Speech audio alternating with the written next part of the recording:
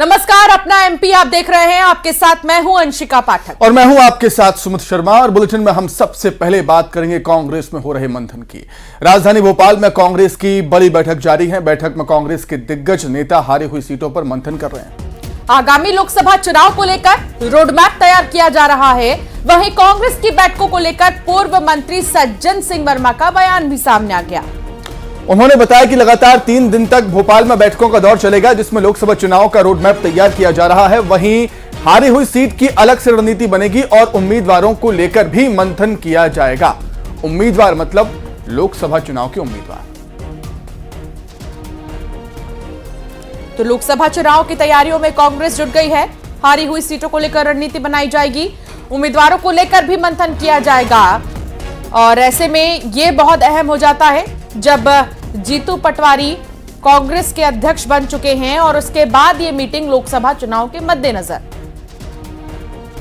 देखिए, कंटिन्यू 3 दिन तक भोपाल में बैठकें हैं, अलग अलग विंग की बैठकें हैं और एक रोड मैप तैयार किया जा रहा है। 29 की 29 लोकसभा में किस तरह से हमारे सारे सीनियर लीडर पहुंचे, हर लोकसभा की अलग मीटिंग हो और बड़ी गहरी छानबीन के साथ कुछ नाम भी लाए जाएंगे कि कौन उम्मीदवार हो सकता है। ये कवायद हमारी चालू हो गई है।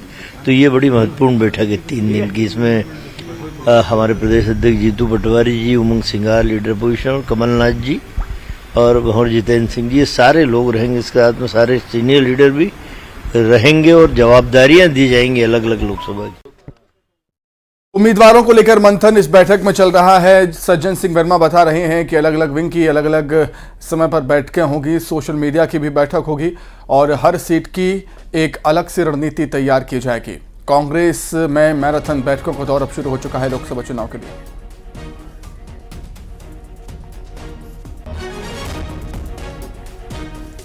तो भोपाल में कांग्रेस की बैठक जारी है और आपको बता दें कि हर सीट को लेकर रणनीति बनेगी। वासु चौरे संवाददाता साथ जुड़ गए हैं। वासु, कांग्रेस का मंथन अभी शुरू हो चुका है और उम्मीदवारों को लेकर भी कांग्रेस इस बैठक में रणनीति तैयार करेगी, क्या जानकारी? बिल्कुल, देखिए, विधानसभा चुनाव में मिली हार से लेकर लोकसभा चुनाव की तैयारियों तक यही इस बैठक का सबसे अहम जो मुद्दा है। विधानसभा चुनाव में कहां गलतियां हुई, इसलिए इन 163 प्रत्याशियों को बुलाया गया है जो चुनावी मैदान में विधानसभा चुनाव के सफल नहीं हो पाए और इनसे फीडबैक लिया जाएगा कि क्या कुछ कमी रह गई, संगठन स्तर पर क्या कमी रह गई, प्रयास में क्या कमी रह गई, पार्टी का मैसेज ठीक से नहीं पहुंच पाया, हार की क्या वजह रही। पहले तो ये बात पूछी जाएगी और उसके बाद आप पूरे दमखम के साथ लोकसभा चुनाव कैसे उतरना है उसको लेकर बातचीत की जाएगी, चर्चा की जाएगी और फीडबैक लिया जाएगा कि आपके क्षेत्र में किस तरीके से अब आगे बढ़ना है, पार्टी का मैसेज जो है वो जन जन तक पहुंचाने का कैसे काम करना है। जिन इलाकों से राहुल गांधी की न्याय यात्रा निकलेगी, वहां के जो नेता बैठक में शामिल हुए हैं उनसे विशेष तौर पर जो रणनीति है उसको लेकर चर्चा की जाएगी। 2023 में विधानसभा के चुनाव तो कांग्रेस के लिए पक्ष में नहीं रहे, लेकिन कांग्रेस ये दावा कर रही है कि नए साल में नई मजबूती के साथ हम काम करेंगे और इसलिए कांग्रेस ने अपनी नई टीम भी बना ली है। युवा चेहरों को आगे करने की बात जो है वो लगातार की जा रही हो और इस पूरी बैठक में जो कुछ भी फीडबैक निकलेगा वो एक बड़ा आधार बनेगा आने वाले समय में प्रत्याशियों के चयन के लिए। कांग्रेस भली भांति इस बात को जानती है सुमित कि अब लोकसभा के चुनाव में बहुत ज्यादा समय नहीं बचा है और सबसे बड़ी चुनौती यही है कि एक अच्छे प्रत्याशी का चयन करना, क्योंकि नई कांग्रेस एमपी में नई कांग्रेस के लिए बड़ी चुनौती होने वाली है आने वाला लोकसभा चुनाव। वासु, आप हमारे साथ बने रहिएगा, कुछ और खबरों पर भी हम आपसे आगे जानकारी लेंगे। बिल्कुल, तो राष्ट्रीय बाल संरक्षण आयोग के अध्यक्ष प्रियंक कानूनगो ने भोपाल में मशीनरियों द्वारा संचालित अवैध बाल गृह निरीक्षण में बड़ा खुलासा किया है। बताया जा रहा है कि बाल गृह में सड़कों से रेस्क्यू किए गए बच्चों को बिना सरकार को सूचना दिए लाया जाता है और ईसाई धर्म की प्रैक्टिस करवाई जाती है। बाल गृह में 6 से 18 साल के बीच 40 से ज्यादा लड़कियां भी मिली हैं, जिनमें अधिकांश हिंदू धर्म की बताई जा रही हैं। पूरा मामला राजधानी भोपाल के आंचल चिल्ड्रन होम से जुड़ा हुआ है। फिलहाल राष्ट्रीय बाल संरक्षण आयोग ने निरीक्षण कर मामले को दर्ज कर लिया है। तो इस खबर पर लगातार हमारी नजरें बनी हुई हैं, इस पर हम बातचीत करेंगे, लेकिन सीएम डॉक्टर मोहन यादव कुछ कह रहे हैं, सुन लेते हैं। उत्कर्ष की शताब्दी होगी, उसके ये लक्षण दिखाई दे रहे हैं। हमारे सबके आदरणीय, और ऐसा लगता है कि भारत के वास्तव में रक्षा मंत्री है। जो दुनिया में 200 देश है वो हमारे रक्षा मंत्री, हमारे प्रधानमंत्री को देख के लालायित होते हैं। वो अपने मन में लाते, काश हमारे ऐसे प्रधानमंत्री हो, काश हमारे ऐसे रक्षा मंत्री हो। ऐसे रक्षा मंत्री के लिए जोरदार तालियां बजाइए माननीय राजनाथ सिंह जी के लिए, हमारे सबके लिए गौरव। और योग के क्षेत्र सहित सभी मामले में भारतीय संस्कृति की पताका को फहराने वाले हमारे यशस्वी योग गुरु परम पूज्य स्वामी रामदेव जी महाराज के लिए करतल ध्वनि से अभिनंदन करें। हम सबके लिए कई कई क्षेत्रों में और कितनी चुनौतियों का सामना करते हुए महाराज जी ने अपने सबके सामने अपनी भगवा पताका फहराते हुए एहसास कराया है कि अंततः हमारे अपने प्राचीन दर्शन में, प्राचीन विश्वास में जो विश्वास है वो सार्थक सिद्ध हुआ है। हमारे आज के इस कार्यक्रम में यहाँ के यशस्वी मुख्यमंत्री मान्यवर पुष्कर धामी जी, जोरदार तालियां धामी जी के लिए।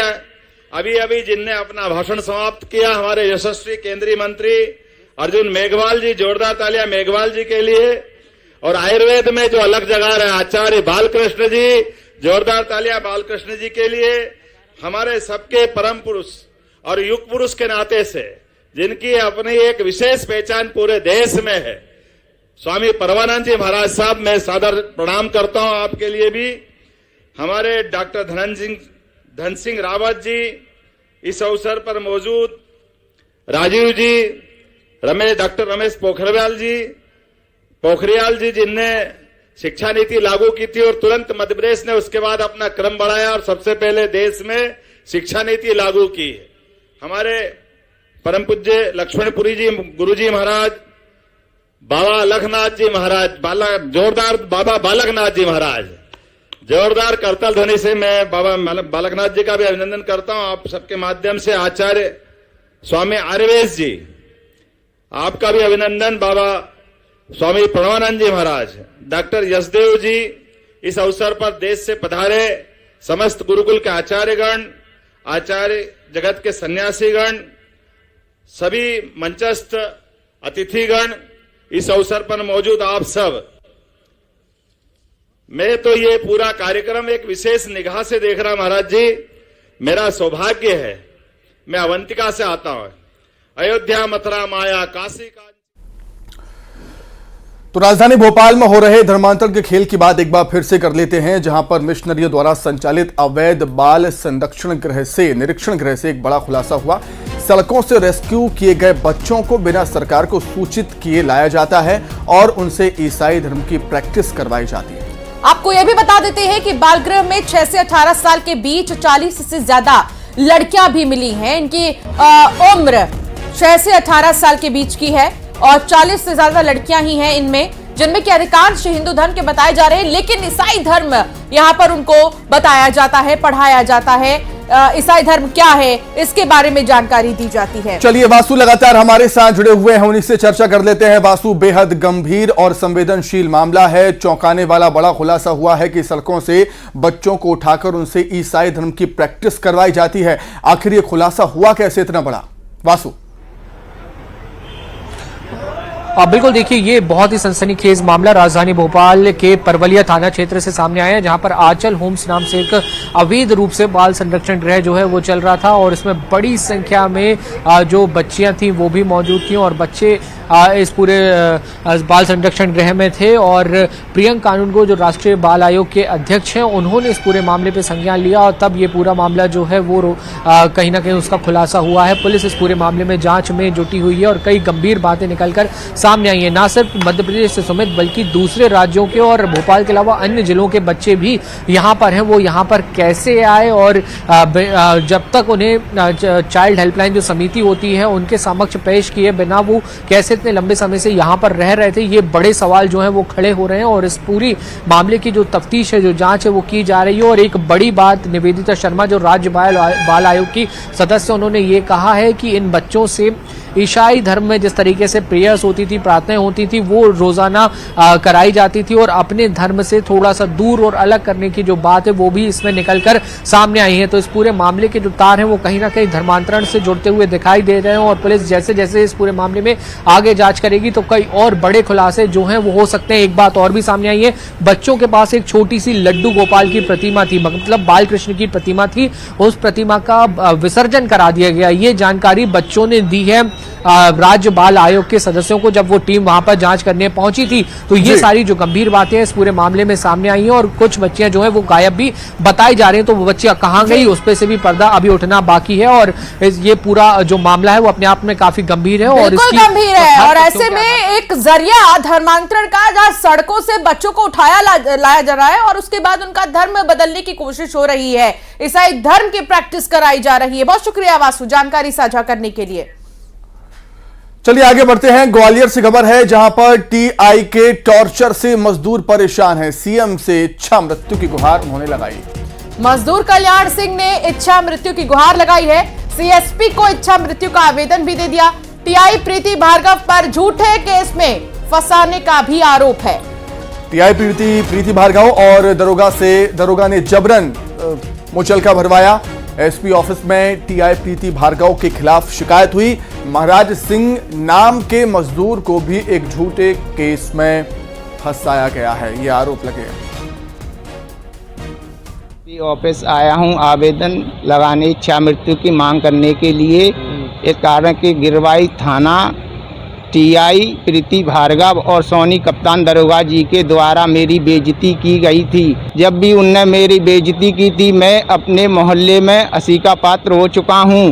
एसपी ऑफिस और मुख्यमंत्री जी से यही निवेदन करता हूं कि थाना गिरवाई प्रीति भार्गव जी मैडम के खिलाफ और सोनी कप्तान दरोगा जी के खिलाफ कानूनी कार्रवाई की जाए। अगर कानूनी कार्रवाई नहीं हुई तो मेरी इच्छा मृत्यु के जवाबदार मैडम प्रीति भार्गव और सोनी कप्तान दरोगा जी होंगे। मुझे 31/12/2023 को फिर मुझको पकड़ कर ले गए और मुझे जबरन मेरे मुचर के फार्म पे साइन करा लिए हैं सर उनने, और उनने साइन करा के मोबाइल में सोनी कप्तान सिंह ने मेरा फ़ोटो ले लिया है और मेरे आधार कार्ड की फ़ोटो ले ली है। और मैंने उनसे पूछा प्रीति भार्गव जी से, मैंने कि जी ऐसा मैम ये क्या है, क्या वो है, तो कह रही तेरी ये अपराध है और इस अपराध में तो ये कोर्ट से जमानत कराना पड़ेगी। मैंने कि सर मैम मेरे पास कोई अपराध नहीं है, ना मैंने कोई अपराध किया है और ना मुझे किसी की लड़ाई से मुझे कोई लेन देन नहीं है। तो उन्होंने कहा तो तेरी क्या फांसी हो रही है, ज़बरदस्ती इस पर साइन करा लिए तो तेरी क्या फांसी हो रही है, कोर्ट से जमानत करा लेना। उनको समझाया गया है कि पुलिस आपकी मित्र है, आपकी हितैषी है और आप किसी भी स्तर पर अगर किसी भी पुलिस की कार्यप्रणाली से आप प्रभावित हो रहे हैं नकारात्मक रूप से, तो आप आएँ, उचित अधिकारियों के पास में आएँ, एसपी साहब के पास आएँ और अपनी जो भी व्यथा है उसको बताएं और हम उसको संज्ञान में लेते हुए जो भी हमारी तरफ से जो भी ऐसे तथ्य होंगे, जो भी ऐसे लोग होंगे जो आपके लिए परेशानी उत्पन्न कर रहे हैं, उन पर हम कार्रवाई करेंगे। आखिर पूरा माजरा है क्या, समझेंगे। सुशील कौशिक ग्वालियर से जुड़ गए हैं। सुशील, आपसे समझना चाहूंगा मैं कि आखिर मजदूरों ने किया क्या जो पुलिस कर्मियों का, टीआई का टॉर्चर उन्हें झेलना पड़ रहा है? बिल्कुल, देखिए ग्वालियर के गिरवाई थाना क्षेत्र के इन मजदूरों के साथ ये सनसनीखेज वारदात हुआ है और दरअसल एक कल्याण सिंह नाम का जो मजदूर है ये ग्वालियर के गिरवाई इलाके में ही रहता है और यहीं पर इसको 13 दिसंबर को टीआई प्रीति भार्गव और जो सोनी दरोगा है गिरवाई थाने के, उन्होंने मोहल्ले से पकड़ा, घसीटा, मारपीट की और उसके बाद थाने ले जाकर इसके खिलाफ मुचलका भरने की कार्रवाई की गई। इसके साथ ही दूसरा एक और मजदूर है जो बताया जा रहा है महाराज सिंह तोमर। इस मजदूर को भी 31 दिसंबर के दिन टीआई और उनके दरोगा ने पकड़ा। पकड़ने के बाद फिर इस पे भी इसी तरह से मुचलका थाने में लाकर भरवाने की कार्रवाई की गई। और कल महाराज सिंह नाम का, जो कल्याण सिंह नाम का जो मजदूर है, इसने सीएम को भी एक आवेदन पत्र भेजा है जिसमें इच्छा मृत्यु की गुहार लगाई है, क्योंकि इसने स्थानीय पुलिस अधिकारियों को भी शिकायत की थी लेकिन इसकी शिकायत पर गौर नहीं किया गया। आखिरकार इसने एक लिखित आवेदन ग्वालियर एसपी ऑफिस में दिया है जिसमें इसने टीआई प्रीति भार्गव और दरोगा के खिलाफ खुद को झूठा फंसाने और मानहानि करने का आरोप लगाया, साथ ही इच्छा मृत्यु की गुहार लगाई। अगर इस तरह की कार्रवाई नहीं होती है तो कल्याण सिंह ने सीएम को भी एक पत्र भेजा। इसके साथ ही जो दूसरा मजदूर है महाराज सिंह, उसकी भी इसी तरह की व्यथा है। उसका भी कहना है कि टीआई ने उसे बुरी तरह फंसाया है। अब सीएसपी ने इस मामले की जांच के लिए डीएसपी जो ग्रामीण है और उनको सौंपी है, और इस मामले की जांच के बाद तथ्यों के आधार पर अगर इस तरह की शिकायत जो है उसमें तथ्य सही पाए गए तो कार्रवाई होगी। पूरा जांच के दायरे में भी है। सुशील, बहुत शुक्रिया जानकारी साझा करने के लिए। फिर से खबर, जहां सिलेंडर में आग लग गई, गैस सिलेंडर में लीकेज के चलते आग लगी और इस हादसे में बुजुर्ग महिला की मौत भी हो गई है। 2 बच्चे समेत 3 लोग झुलसे हैं। मामले की जांच में जुटी हुई है पुलिस। क्या आखिर हादसा हुआ कैसे, लेकिन बताया जाता है कि गैस सिलेंडर में लीकेज होने के चलते ब्लास्ट हो गया, सिलेंडर में आग लग गई और इस हादसे में बुजुर्ग महिला की जान चली गई है। 2 बच्चों समेत 3 लोग भी बुरी तरीके से झुलसे हैं, जिनको उपचार के लिए अस्पताल में एडमिट किया गया। मामले की जांच कर रही है पुलिस।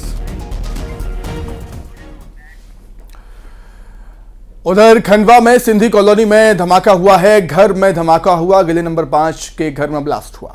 आपको बता दें कि एक महिला ब्लास्ट की चपेट में आ गई है। घायल महिला अस्पताल में भर्ती है। घर के दीवारों सहित दरवाजों के पर खच्चे उड़ गए हैं। गैस लीकेज की वजह से यह ब्लास्ट होने की आशंका जताई जा रही है। फिलहाल पुलिस भी मौके पर पहुंची है और जांच पड़ताल में जुट गई है कि आखिर क्या वजह रही जो घर की दीवार के पर खच्चे उड़ गए हैं, खिड़कियां उड़ गए और ऐसे में महिला अस्पताल में भर्ती।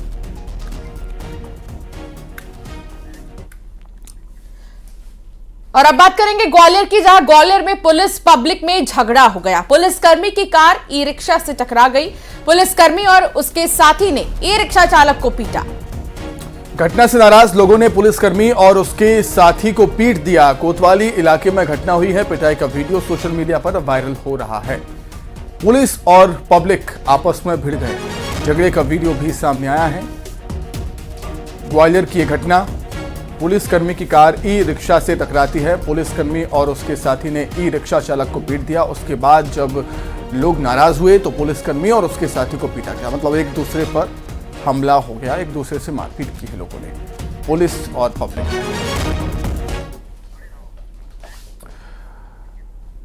उधर बुरहानपुर में बुलडोजर की कार्रवाई देखने को मिली। पूर्व बीजेपी नेता के अतिक्रमण पर बुलडोजर चला है। भवन दुकान पर प्रशासन का बुलडोजर चला है।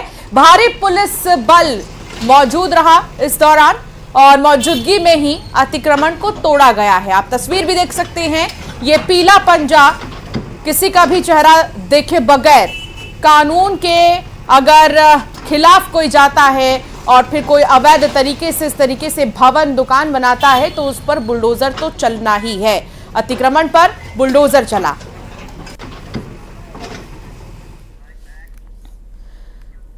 नरसिंहपुर से बड़ी खबर, जहां आदिनाथ दिगंबर जैन मंदिर में चोरी हुई है। अष्टधातु की 4 मूर्तियों को चोर चुरा ले गए। एक सिंहासन लेकर फरार हुए हैं चोर। चोरी की घटना वहां लगे सीसीटीवी कैमरे में कैद हुई है। डॉग स्क्वाड के साथ पुलिस मौके पर मौजूद है और मामले की जांच जारी है। ये तस्वीरें आप देख सकते हैं किस तरीके से चोरों ने इस चोरी की वारदात को अंजाम दिया। नरसिंहपुर के आदिनाथ दिगंबर जैन मंदिर में चोरी हुई। अष्टधातु की 4 मूर्तियां चोरी कर ले गए चोर और सिंहासन भी ले गए। और अब बात शिवपुरी की होगी, जहां स्वास्थ्य विभाग की बड़ी लापरवाही देखने को मिली। नसबंदी के बाद महिलाओं को जमीन पर लिटा दिया। 1 या 2 नहीं, 109 महिलाओं की नसबंदी हुई थी और केवल 24 महिलाओं को ही बेड मिला। स्वास्थ्य महकमा हैरान परेशान है इस घटना की बात से। सामुदायिक स्वास्थ्य केंद्र का यह मामला है। एक बहुत बड़ी लापरवाही स्वास्थ्य महकमे की, स्वास्थ्य विभाग के सामने आई है।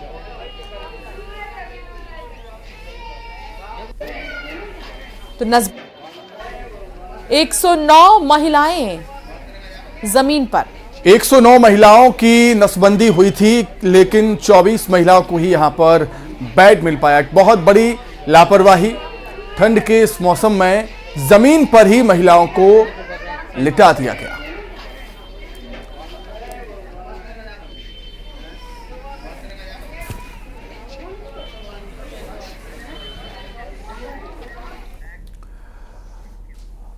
और आइए अब देखेंगे टॉप 20। बैतूल में जोखिम भरा सफर।